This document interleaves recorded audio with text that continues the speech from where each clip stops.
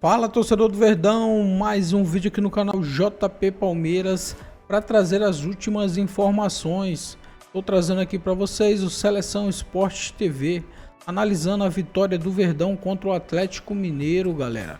Palmeiras que vinha tendo dificuldades de ganhar os jogos no Allianz Parque. Verdão ganhou o Atlético Mineiro aí no placar de 3-2. Verdão que chegou a 26 pontos no Campeonato Brasileiro e está na quarta posição com 2 jogos a menos. Fica aí até o final do vídeo e não se esqueça de deixar aquele like, beleza?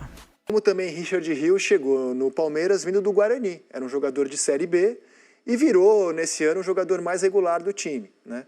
Ontem o Palmeiras começou a lidar com a sua vida pós Richard Rios, já tinha lidado com ela pós Estevão, também não tem o Paulinho, e entregou um jogo bem animado contra o Hulk. A gente colocou o Hulk porque o Galo não entrou em campo ontem, foi só o Hulk que entrou mesmo. Palmeiras 3-2. Você botou 2 Hulks, inclusive, né, na falta. Que, aliás, é uma corneta que a gente tem que fazer pro Galo, né? Tem que entregar um pouco mais pro Hulk, né? Foi um exército de um homem só ontem. Mas como é que você viu o Palmeiras ontem, Serginho? Bom, eu acho assim, que ontem o Abel começou quer dizer, começou não, já no jogo contra o Mirassol no meio da semana, ele está tentando alternativas, né? E acho que as escolhas de ontem dele foram escolhas que são muito promissoras, né? Felipe Anderson jogando pelo lado esquerdo, sabendo o que fazer, Felipe Anderson um pouco mais solto, bem. Que golaço. Facundo no lugar do Estevão, ali no lado esquerdo, né, onde o Estevão jogou mais tempo, inclusive. Também muito à vontade. A gente teve gol do Lucas Evangelista, que são esses caras, Aníbal Moreno, Lucas Evangelista, é ali que o Abel vai ter que se virar. Piquerez mais solto, né? Ontem a gente viu uma saída de bola que não era mais com um lateral. Ontem quem estava saindo eram os zagueiros e o Aníbal voltando, quer dizer, um volante, dessa forma, liberando os 2 laterais. O Giai ontem foi muito lateral e não aquele quase terceiro zagueiro que ele vinha fazendo. Então, assim, o Abel sabia que tinha que fazer, ter ideias novas. São ideias que não são exatamente novas, mas são ideias que ele está tentando repeti-las. E, mesmo assim, o primeiro tempo foi complicado para o Palmeiras. O Palmeiras não estava achando grandes soluções, dominava o jogo, mas não criava um volume suficiente para você dizer, olha, está quase vindo o gol, né? Não chegou a ser nesse nível. E claro, né, a gente não vai poder deixar de falar da pobreza do Atlético, né? O Atlético muito pobre, assustadoramente pobre, né? Extremamente dependente do Hulk, como diz o placar. E o Vitor Roque... Cara, pra mim é gol contra, porque a bola é pra fora. É gol contra, né? Não, acho até que tá na súmula, não é? Como gol contra. Não, a bola tá indo pro outro lado. Ele errou a finalização. É gol contra. Agora, talvez tenha sido o melhor jogo dele, cara.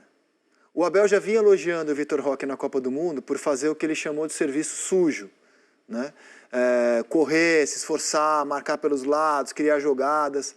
Dentro da área ainda está um problema para esse jogador. Ele está foito, mas ontem, assim, não é assim da água para o vinho, não é vinho ainda. Ele está no processo de fermentação. A bola é para fora. Já jogou melhor, mas ainda está errando muito. Ainda muito erro técnico de afobação, mas nunca de esforço.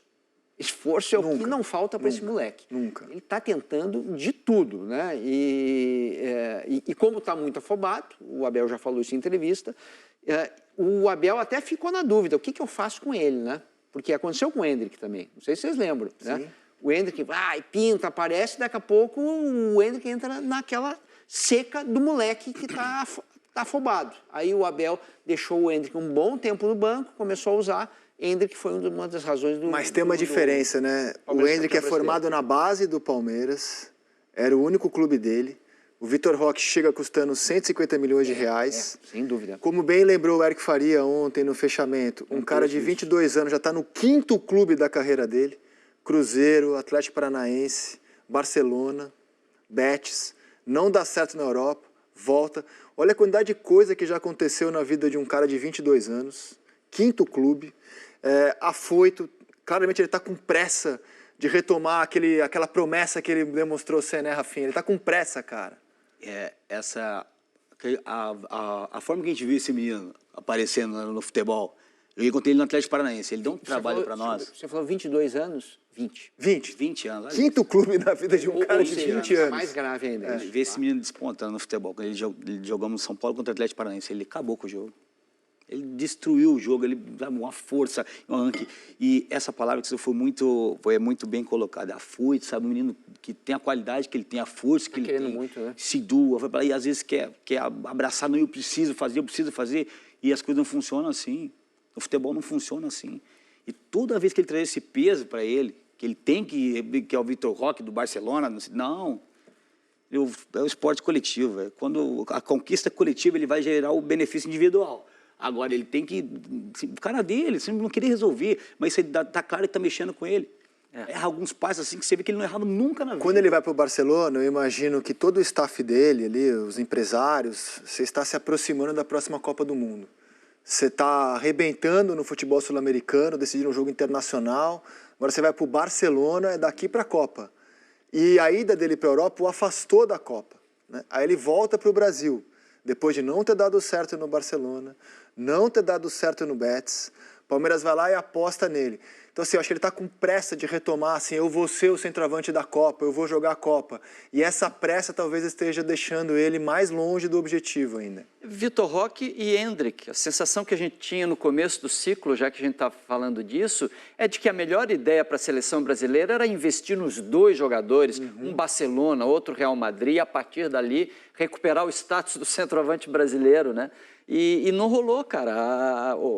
É inegável que ele hoje está jogando no time do Palmeiras, primeiro porque foi investido muito nele, e depois porque a gente conhece o jogador e todo mundo sabe que ele tem potencial para daqui a pouco começar a brilhar. Mas é inegável que se fosse um jogador comum na fase que ele está, já estava no banco há muito tempo. Quanto que é essa etiquetinha que ele tem no pescoço, que é o preço, né? Porque é isso, né? Assim, o jogador de futebol é um ser humano, e é tratado como uma mercadoria, porque ele tem preço, ele é precificado, né? E o preço dele é altíssimo, né? Maior contratação, né? Em todos os sentidos ali. O quanto que isso atrapalha a cabeça do jogador jovem? 5 times, uma responsabilidade dessa num veterano desse de 20 anos.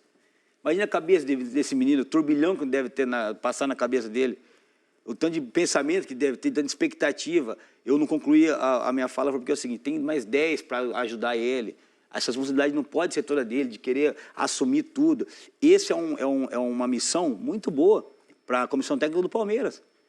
Como você falou, esse menino tem uma qualidade, assim, tem muito, mas ele sabe também que todo mundo espera muito dele, Sérgio. Todo mundo quer ver o Vitor Roque. Você sabe qual é o problema, Rafinha? Ele marca aquele segundo gol, que a gente já quase que acordou aqui que é um gol contra, né? E, mas nem um gol, ele errou a finalização. Ele errou, não sei o que. Beleza, é verdade isso. Agora, o terceiro gol é dele. O terceiro gol é dele. Porque ele vai, acha o espaço, a bola já não é mais dele, ele vai lá, recupera e dá um passe azeitado. Levanta a cabeça, espera. Levanta a cabeça, coisa e tal. O segundo gol é... Só que é difícil, né? Quem valoriza o não gol, né? E o cruzamento... mundo do futebol não dá muita bola para isso. Agora, né? o cruzamento do Piquerez também para ele foi absurdo. Né? Para mim, um dos melhores jogadores em campo, Piquerez. Também. Que jogada, que cruzamento, atacando, marcando. Né? Olha aí, olha. Vou falar que eu estou defendendo meus laterais, não, mas vou falar a verdade. Não, mas que partida que ele fez ontem. O Piquerez, inclusive, no Mundial, já jogou muito bem. A temporada do Piquerez é muito sólida, cara. O Piquerez é muito bom jogador. É muito sólida. A questão é a seguinte, você tem alguns jogadores no Palmeiras, na temporada, funcionando muito bem, né? Piquerez é um deles, sem dúvida. Richard Rios era outro. O Aníbal, até se machucar, também era esse jogador, funcionando muito bem. Paulinho entrando nos jogos funcionava. E nas demais, o Abel foi trocando, na tentativa e erro. O próprio Vitor Roque, pelo Flaco, o Felipe Anderson, o Facundo, o Maurício. Você vê que assim, o Abel foi trocando em busca de uma melhor solução coletiva. E não achou até agora. E muito se discute. Eu acho que o Palmeiras está abaixo do que pode. E mesmo abaixo do que pode, ele está sempre nas cabeças. Está na parte de cima da tabela do Brasileiro, melhor campanha da fase de grupos da Libertadores, chegou na decisão do Paulista, chegou nas quartas do Mundial, está vivíssimo na Copa do Brasil, vai pegar o Corinthians agora, mesmo jogando abaixo do que a gente sabe que esse time e essa comissão técnica podem entregar. O Abel ainda, na minha opinião, não achou o melhor Palmeiras da temporada. Deu bons sinais ontem. Ontem acho que o Palmeiras deu bons sinais, circulou um pouco mais a bola, foi menos afoito, apesar de ainda ser uma equipe afoita. Mas eu ia perguntar, não achou porque faltam soluções da comissão técnica ou porque os jogadores individualmente também não estão jogando aquilo que a gente sabe que eles jogam, como o Felipe Anderson, por exemplo? Não, nunca é uma coisa só, né? É sempre uma combinação de várias delas, porque o Abel não vai fazer aquela chapa para o fundo do gol que o Vitor Roque deveria ter feito. Ele vai construir a jogada que vai levar até a chapa. Então, tem coisas que têm a ver com a questão técnica, e vários jogadores do Palmeiras, em especial o Vitor Roque, ainda estão um pouco abaixo. E a gente nem citou o Rafael Veiga, né? Acho que assim, se a gente pensar em outros clubes... Maurício. Né? Quem não quer o Rafael Veiga no time que torce lá? Acho que todo mundo quer, né? Mas não esse Rafael Veiga. Ele está abaixo, né? Está muito abaixo. Todos esses jogadores que você falou agora, Zé, que tem um ponto positivo para o torcedor do Palmeiras. Esses caras crescem, né? Eles vão crescer na competição. E a da agora, do meio para o final, sim, que a gente precisa de ver quem tem pedigree, né? Então, olha só o tanto de jogador que nós estamos falando aqui, que o Palmeiras tem. Claro que como o Lino falou, é um pacote, né? Vem tudo, é um trabalho muito grande que ele tem para montar, para reformular e dar essa cara para essa equipe. Agora, jogador, a matéria-prima ele tem na mão. E esses jogadores, quando tiver, né, já estão no meio da temporada, claro, já deviam todos estar no ponto máximo, mas vamos crescer muito nessa competição, aí vai ficar difícil para os adversários. Por isso que chega sempre o Palmeiras. Vamos falar dos 2 gols do Hulk. O primeiro, Serginho, a seu pedido, a gente mediu a distância, a barreira foi colocada a 10 metros, a distância são 9,15 metros, né? A barreira foi colocada a 10 metros, mas na hora do contato com a bola, a barreira está a 9 metros. Então, assim, a distância está legal, né? Sim. A gente ficou com a impressão de que estava menor a distância, o Hulk reclamou. É que antes teve uma cobrança do Palmeiras e a barreira parecia realmente estar numa distância maior e o Hulk enlouqueceu. Enlouqueceu com a arbitragem, foi falar com o Abel, olha, 13 passos, muito mais, não sei o que, coisa e tal. Mas aí a curva que a bola faz por cima do jogador mais alto é um pacotão manual de cobrança de falta. Um golaço. O segundo gol tem um desvio. Mas, cara, eu tenho a impressão de que se não desviasse, a bola entrava também. Tamanha porrada que ele deu, cara. Aquela varada de Roberto Carlos, né? A distância está em 10 metros. Né? E o Rafael Veiga ali no chão, preocupado, né, da bola e nele. E depois a barreira vai chegar a 8 metros. Mas a ideia é essa, enfiar o sapato, porque se ela desviar em alguém, matou o goleiro, né? Isso. Agora, vamos pegar bem na bola, hein? Que é isso? Tem que tirar o chapéu. Hulk, parabéns, nego velho. O que você está fazendo? Os gols que vem fazendo, como está jogando, e desse jeito, vai bater falta desse jeito, assim. Daqui a gente vê assim, mais a velocidade, a força que ele bate na bola. É que o Boss falou, essa dava pro Everton pegar a segunda. A força que ele bate na bola é absurdo, cara. Os últimos 4 gols do Atlético Mineiro, os 4 do Hulk, um gol olímpico, um pênalti e 2 faltas. Você despediu ontem do Richard Rios, insisto, um jogador que chegou do Guarani, vindo da Série B. Então, nem toda contratação precisa ser de aeroporto. O Palmeiras foi lá, garimpou um jogador que estava na Série B e a gente está debatendo se ele não é o melhor jogador do ano do Palmeiras, né? Ou pelo menos o mais consistente, seguramente, ele é na temporada. Está indo embora. E o Abel deu uma declaração ontem sobre renovação com o Palmeiras. A gente mostra para vocês agora. Tudo porque ganhei, juntamente com os meus jogadores. E só falta uma cláusula para eu assinar com o Palmeiras, só falta uma cláusula no contrato. Só uma. É se não ganhar títulos, posso ir embora. É a única que falta. Se não ganhar, posso ir embora. Eu tenho um contrato para assinar desde janeiro. Tenho um contrato de 2 anos para assinar desde janeiro.